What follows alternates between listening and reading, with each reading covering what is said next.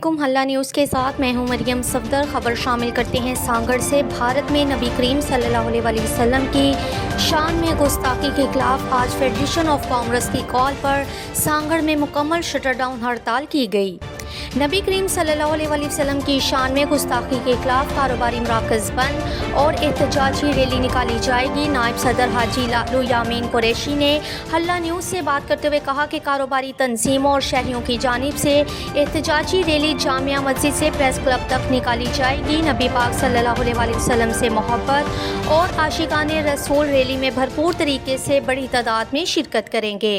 किसी भी खबर या अपडेट्स के लिए देखते रहें हल्ला न्यूज़।